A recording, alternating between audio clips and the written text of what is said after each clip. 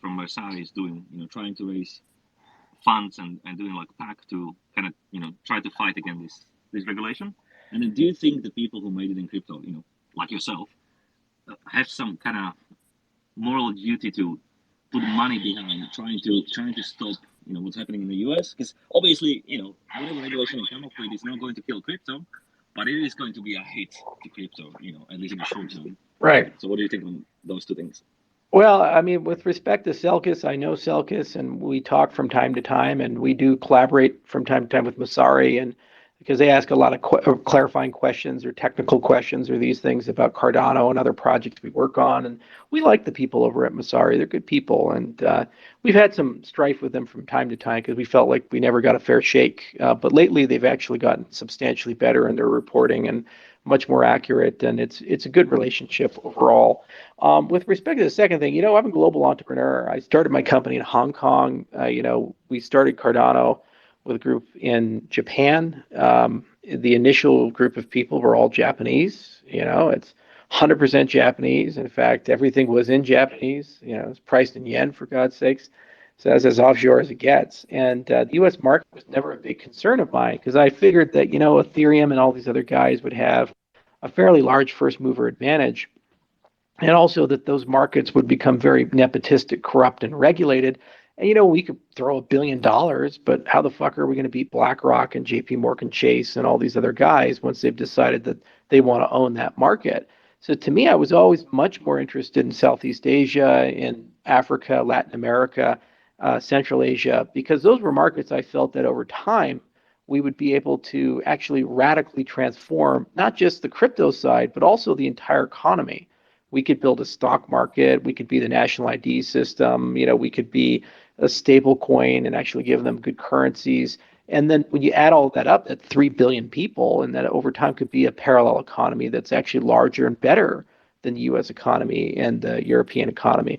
I was really cynical because I worked on the Ron Paul campaign and I was part of the audit the Fed and all this other stuff.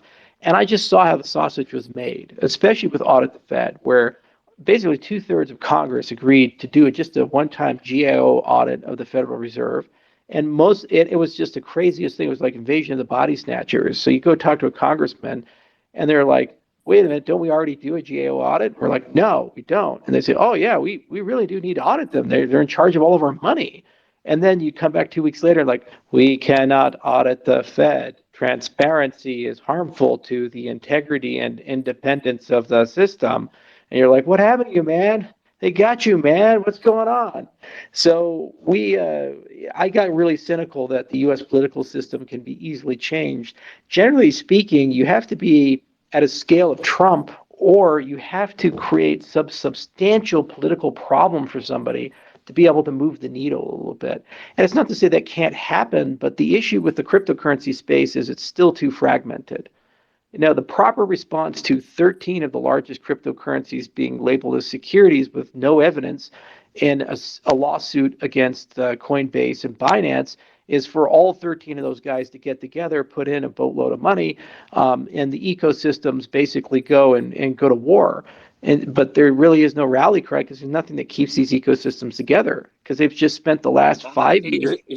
Is that not what Ryan is trying to do? Is that not precisely what Ryan is trying to do? Yeah, but they just won't because the communities have spent the last 5 years or more basically throwing hand grenades at each other. And look at the Bitcoin maximalists as a great case study of this. They have lost cause. Yeah, these guys just show up and they basically say, "Ha, we told you so." So let me get this straight: you can't compete with the altcoin space.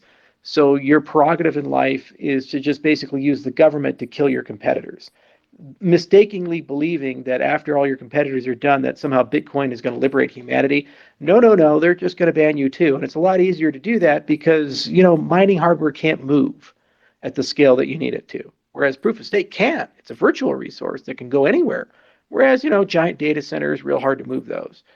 So it's one of those situations where I'm very cynical that the industry is going to come together. I applaud efforts of Coinbase and Masari, and we're trying to work with them. We're trying to talk to them and trying to figure out a strategy. We of course talk to lawmakers. I spoke before Congress. It's not like I'm not doing anything. We're very interested in changing it. And actually, we had made as an industry massive progress in 2022. We got to a point where there was pretty much a good understanding of what was going to pass. Toomey had a stablecoin bill. There was the DECA. There was the FIA, and there was the Biden executive order. The problem is FTX came along, and the issue there is that kid basically gave the wrong people too much money. And now they're embarrassed and they got egg on their face. And so they basically said, we don't care if it's legal. We don't care if it's thick. Go burn the industry for a while. And then after you've set it on fire, you get a consolation prize somewhere else.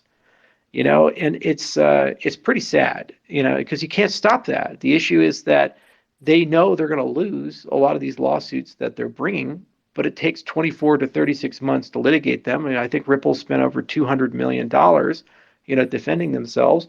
And even when they lose, you don't get the money back. You don't get any of this stuff, and you just move on, and you get very little clarity. And this is because that the legislative branch is not doing its job. Whenever you have a hole, it's the lawmaker's job to come and fill this. We see it in a functioning government. The state of Wyoming, if there's a problem, one of the laws in the state of Wyoming, you go talk to the lawmakers and you actually get changed. And usually it only takes about 3 to 6 months to talk it out and get it done. Like the Dow law had some deficiencies. Speedy Banks legislation had some issues. There's some issues in the stablecoin legislation there. By the way, that was proposed by a Democrat in a state that's 74% Republican, got passed. So you can do it, but Washington has no incentive to work together.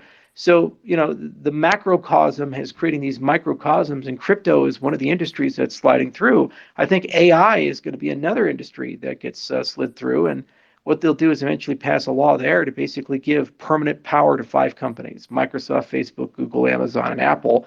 And everybody else is shit out of luck. And they're going to be regulated out of participating in LLMs, and permanent advantages are going to go there.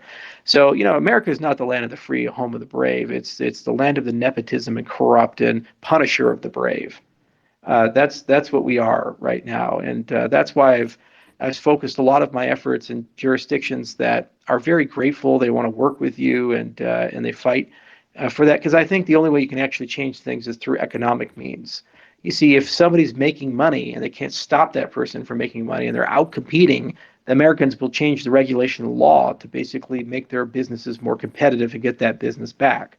So they'll offshore the whole industry, and then some administration will come by and say, oh, we need to get this industry back. And at that point, you can have a reasonable conversation. But at this point, what are we going to do? Go argue with people that aren't even arguing facts? I mean, if you look at the talking points of the Democrats and the banking committee, where they're basically saying there's mass noncompliance when they know for a fact it's a lie. You got Robinhood on CoinDesk today said we spent 16 months trying to come in and register and talk with them. We're a regulated entity. In good faith, we tried to figure out a path forward. They ghosted us. You got Coinbase 30 times over a 2-year period they asked, and they got approval for their model with the S1 filing for the publicly traded company. And at the end of the day, now they're getting sued, and they act as if they never had a conversation. How do you negotiate with a group of people that are behaving in bad faith, where they do something and then they pretend like they didn't do it, and the media doesn't hold them accountable for these types of things? So if the media is colluding with the ruling party to basically not hold them accountable when they lie, what they're going to do is they're just going to lie and say there's mass noncompliance and corruption and no desire for consumer protection. Nobody wants to be regulated, which couldn't be further from the truth. The people asking for regulation the strongest are Coinbase and these others, because they just want to operate and figure out what the rules are and how to follow those rules. And they've hired armies of lawyers, and those lawyers are basically being ignored. In some cases, those lawyers are former leaders, like former CFTC commissioners and former SEC commissioners and people who used to make the rules just 10 years ago. And they're trying to go and talk to their old friends and be like, what's going on? And they're sorry, this is just the way it is. You just have to accept it. So, it sounds good as a soundbite to say, let's go raise a bunch of money. But guys, we live in a country where Fetterman got elected to the Senate. This guy with actual brain damage who can't understand questions that are spoken to him. And, his opening in that debate was, good night, everybody. and they elected him to be a U.S. senator. Feinstein, or whatever her name is, over in California, she actually has dementia. Doesn't even know she's in the Senate, and she's still there and has not been removed. George Santos is still a congressman. So, given that this is our cast of characters and how people are doing things, the reality is that money has very little to do, I think, at the federal level with politics right now. If you don't believe me, go give Mike Pence $1 billion, and you tell me, could he win the Republican nomination? No, or Robert Kennedy, give him $1 billion. Could he beat Biden in the Democratic nomination? I just don't think.